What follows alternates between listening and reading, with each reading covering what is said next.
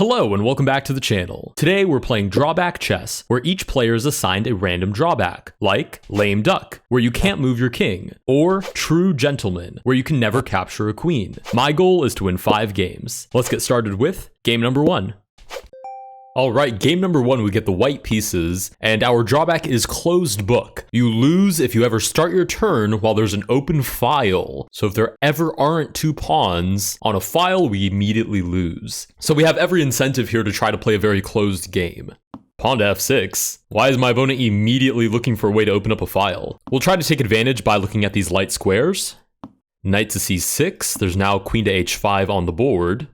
e5. Wow, this is so aggressive. I mean, oh goodness, I have to play with my drawback in mind, but at the same time, my opponent can take as far as this, and I can just take back, and there will still be a pawn on all 3 of these files, so let's just go for the check. King to d7. Let's go for another check on f7. Usually in drawback chess, it's a bad idea to let your opponent get this dangerously close to your king, because your drawback usually starts kicking in right about then. Okay, c4. Whoops, that's not a legal move. c4 here is interesting because of c5 threatening mate. Obviously, taking is an interesting idea just because it happens to be check, but I'd rather keep the king kind of on the ropes here if possible. Knight c3 is an alternative to c4 because of knight b5 check. And I kind of like that because c4 could get me in some deep waters depending on how my opponent accidentally elects to capture. So I'm going to go with knight to c3 in this position. Looking for knight to b5, finish off the position nice and quick. Knight to e7 is a clever move because now knight to b5, the king has 1 escape square and I can't take on d5 because this knight now defends that pawn. However, I do have knight to b5 check, king back, and then bishop to f5, which is actually not stopped by the knight because that is pinned to the king on d7. This is a disgustingly complex position, and it's exactly what I needed to play if I'm not allowed to have any open files. Nice and closed, tricky pieces maneuvering around the pawn structure. Nice, king to e6, and with that, we win game number 1. Let's go ahead and pop up the info board. All right, you won. You took your opponent's king. Your opponent's drawback was inside the lines. You can't move onto the rim. You can make moves that start and stop on the rim. Oh, interesting. That probably explains why they were so aggressively trying to play in the center, but ultimately our drawback was more difficult and we did manage to overcome it. Let's go to move on to game number 2. All right, game number 2, we get the white pieces again. Why is our e-square highlighted? Our drawback is obsession. Every turn, pick a random square. If you can move to it, you must. Interesting. I hate this drawback because this is one of those drawbacks that is going to force me to limit the movement of my own pieces, which I hate doing. I don't know if you could tell by the first game, but I absolutely love moving my pieces around and dynamically attacking my opponent's position. But the problem is, if, for example, I get h5 on the next turn and my queen can move to h5, I have no choice but to lose it. So I have every incentive now to minimize the range of my pieces. Okay, we get bishop to g4. Let's just keep everything nice and closed. I'm suffering internally, but I know objectively this is the best way to play this drawback. Okay, we'll play knight to...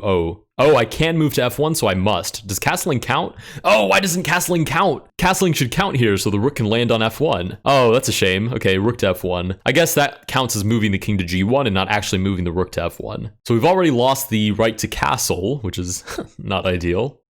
Bishop to b4 check. Luckily, the highlighted square is f8, so we'll play c3. And this is quite dangerous as well, because if the bishop captures and h3 is highlighted... Oh, wow, wonderful. I can't believe c3 was highlighted. Anyways, I was going to say, if the bishop captures and another square is highlighted, I have to move there and drop the king. But what a coincidence that c3 was highlighted there. We'll play knight to d2. On the bright side, I am generally a lucky player where things like that apparently seem to happen to me all the time. And we will probably need that to happen several times in this game alone. Knight to d7, play b4, nice and aggressive. Bishop back, we can't move to d6. I feel like I'm more comfortable moving pawns because worst comes to worst, I lose a pawn, for example. We'll push a5, bishop has to go back. Nice. D2 is highlighted, but we can't move to D2, so we can move anything else. H3 is probably fine. Kind of want to get rid of this tension, because if my opponent happens to take when another square is highlighted that I can move to, then we're in for a bad situation. Okay, again, I get lucky. We do get to take back because I already have a piece on F1. Knight to e4, we can move to a4, so we must. I'll probably do it with the rook, because my queen has more scope later, and I have no interest in losing the queen because I had to move her somewhere. We do drop the pawn on c3. It's not really the end of the world. Unfortunately, we do have to move the queen out of the way. So queen b3 holds on to the rook. King is still holding on to the bishop. Oh my goodness. The knight takes the rook. Somebody has to move to d2. Already a terrible situation. Okay, this is just starting to get under my skin, so I'm going to flip the switch and play this extremely aggressively. If it doesn't work, then it doesn't work. King goes over, bishop d3. Oh, you've got to be kidding me. Of course I can move to d1. Okay, bishop back, I guess. My goal is this. Just anything to get at the king. If I can do that successfully, I will be a happy camper. Because the problem is playing this reserved with an opponent that is so comfortable playing a solid position. I mean, I'm just going to sit here until my position eventually evaporates. Okay, queen d3. Now let's move the bishop first, actually. Queen d3 is next, and then we'll be looking at h7. Knight to f6 defends h7. We do have a piece that can move to c1, so we must. We'll have to follow this up with like g4, g5 to displace the knight. Knight to e4, okay, that might make my life a little bit easier. Knight to d2 is a different way of displacing the knight. If we get f5, then this attack is basically toast. Ooh, knight takes. And we have to move to d2. Well, don't mind if I do move to d2. You know what? These squares aren't half bad. I say that now, I'm going to be raging in 2 minutes when I don't get this checkmate. Queen to e7, we have to move to f8, but there's no piece that can. Come on, we just need queen to h7. If we can just get queen to h7, we're in a good spot. I say we're in a good spot. It's checkmate, so how much better can it get? You know, unless we take and then the opponent takes back and somehow we have to move to like b3 or something goofy like that. Okay, we're allowed to take. We'll take with check. Please, I just need these two next squares to be normal, and then I can move here and mate. That's all I need. I need 2 normal squares. That's it. f7, excellent square. Queen to h8 is check. Now just please. Yes! Yes, we get king to e8. And with that, we win game number 2. Let's go ahead and pop up the info board. All right, game number 2, we win again, thanks to pressing our opponent's position, which apparently was very necessary. We had a very, very difficult drawback, despite the fact that the opponent also had a pretty tough drawback. Your opponent's drawback was boastful. You lose if you have fewer pieces than your opponent. Ooh, I believe that includes pawns, if I'm not mistaken. So that's not an easy one either. I mean, there's no sacrificing there for certain, but we do have 2 victories under our belt. Let's go to move on to game number 3. Before we move on, if you want to improve your openings, I recommend checking out the sponsor of this video, chessreps.com, which offers easy step-by-step opening lessons. Drill your opening to climb to the top of the leaderboard or do puzzles that come from real games, like this puzzle where I can click back to see how we got to this Jobava London position before delivering this nasty fork. Puzzles are completely free, so you can keep doing puzzles to increase your opening elo and then take that practice into a real game, like I did to crush my opponent with the Jobava London. If you want to support the channel and become an opening menace, check out chessreps.com. Now, back to the video.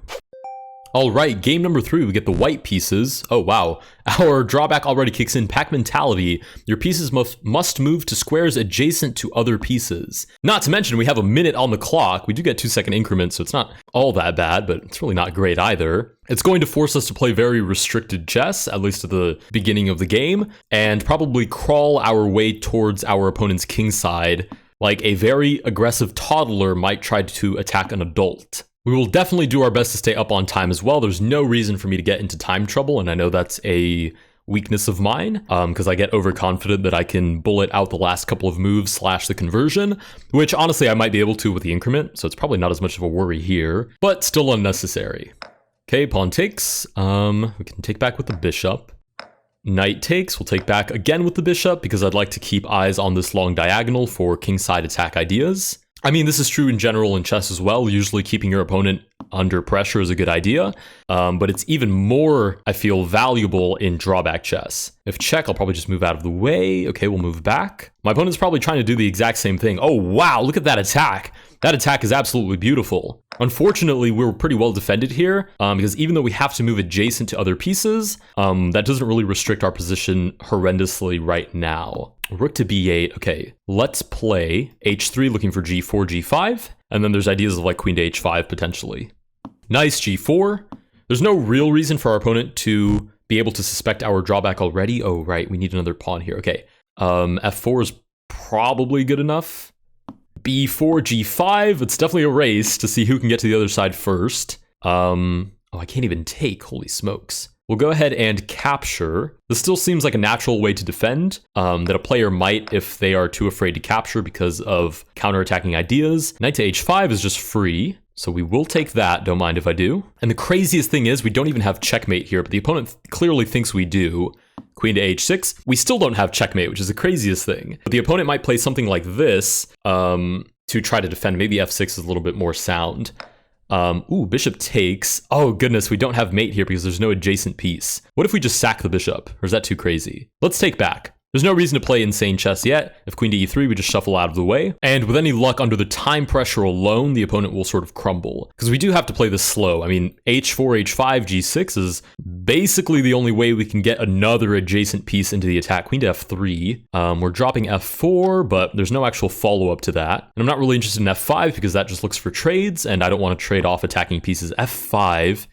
h5 persists. There's still this checkmate on the board. I still can't play it. The opponent is now down to 10 seconds. If I take, the opponent takes back. That's pretty bad. What about check? How did I not see that idea? Okay, check with the bishop. Still can't even take this, which is the craziest part, but maybe the opponent will sack the rook first. We could play something like rook to d8. Bishop to e6 makes a lot more sense, actually. But now we can take... And there's ideas of taking on h7, queen takes h7 as well, because the rook no longer sees this pawn. Okay, we just take. We're not actually threatening to take the king, but I have no idea if the opponent knows that. Oh, and the opponent times out, unsure what to do in that position. With that, we win game number 3. Let's go ahead and pop up the info board. All right, you won. Your opponent ran out of time. The craziest thing is the opponent could have just left the king there and played absolutely anything else. I wouldn't have been able to capture it. So in Drawback, never resign, never let your clock run out of time. You're still probably better than you think. Your opponent's drawback was diplomatic immunity. You can't capture a piece that has just moved unless that move was a capture. Yeah, that's a pretty rough one, especially if you're trying to initiate an attack, but I would argue that I am on the same side as Drawback on this one, that ours was probably a lot more difficult. Let's go to move on to game number 4. All right, game number 4, we get the white pieces, and our drawback is Hopscotch. You must alternate moving to light and dark squares. Well, that's kind of convenient considering we just moved to a dark square and now we can no longer capture to a dark square. So let's move to a light square with a knight, which always alternates colors, and defend a dark square. Not to mention, this is a huge change of pace. We now have 5 minutes with 5-second increment. I'm very tempted to play this aggressively as well. Let's play knight to g5. Obviously, we could never recapture if the opponent were to take, but that's so incredibly unlikely that I'm not particularly concerned. Not to mention, we're threatening a light squared pawn. Ooh, e3. Okay, cuts off the defense of the bishop from the knight and also moves to a dark square, so I can't actually take it. All right, let's play ball. Knight takes f7. We're playing super aggressive. We're going to draw the king out, and this is going to be my new meta. I feel like I've gained a lot of confidence from playing opponents that have brutal drawbacks against their kings. I can only move to a light square now, which is absolutely tragic. Maybe I shouldn't have had so much confidence. All right, e4, control the center. And we immediately lose. Okay, with that, we lose game number 4, and my ego gets checked basically immediately. Let's go ahead and pop up the info board. All right, you lost. Your opponent took your king. Your opponent's drawback was bloodthirsty. After the first 3 turns, if you go 2 turns without capturing, you must capture on the 3rd or lose. Well, that was awfully convenient. They only had to play 6 moves. Let's go to move on to game number 5.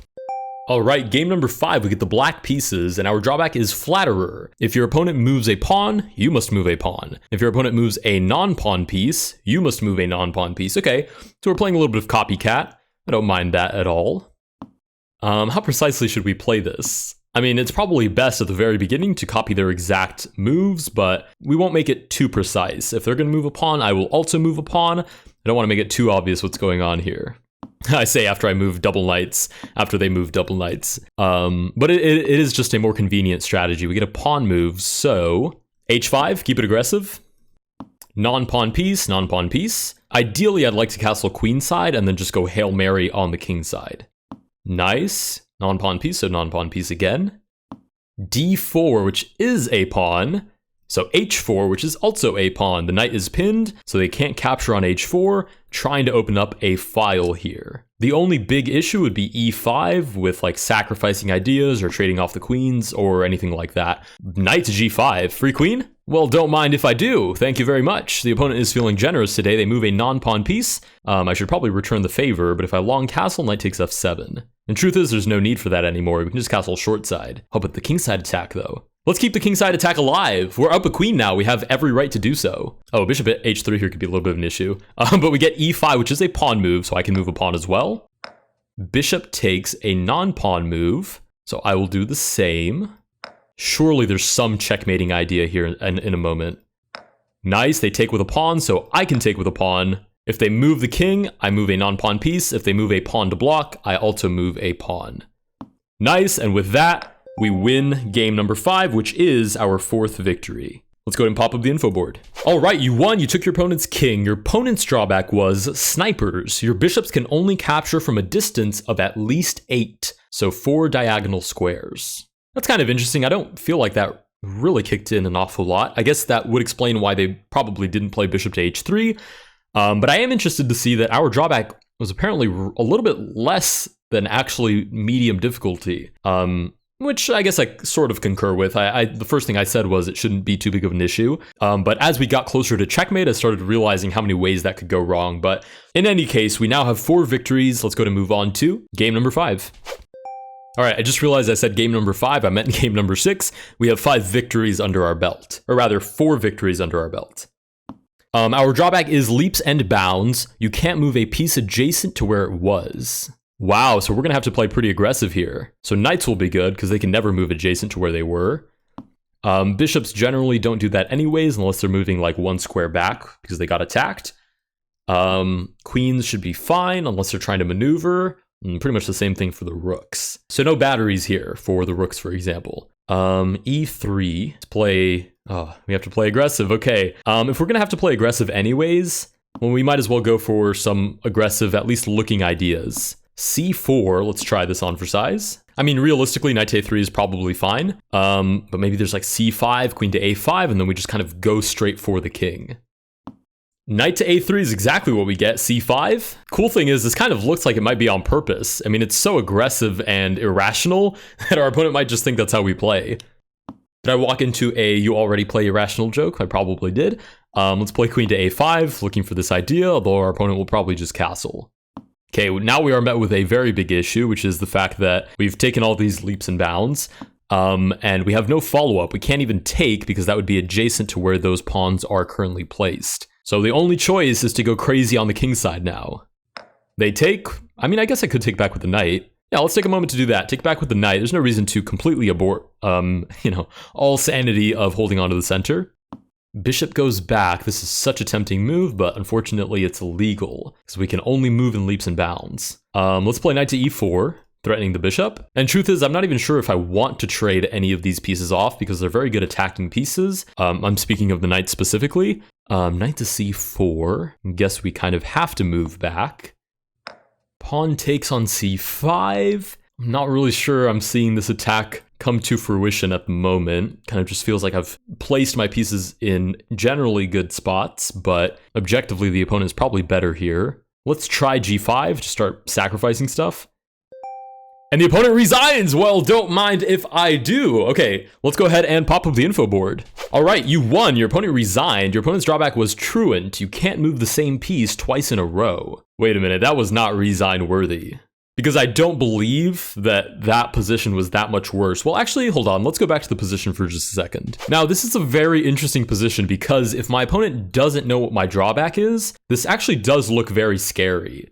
It looks like there's a lot of horrible ideas that are about to haunt their nightmares for the next couple of nights. I'm the only one that knows that this leads to nothing. But I guess I may have forgotten about the psychological factor. Either way, with that, we do win 5 games. If you guys did enjoy this video, please consider liking and subscribing. Let me know down below what your favorite drawback is, or maybe your favorite drawback to see me suffer with is. And I will see you guys in the next one.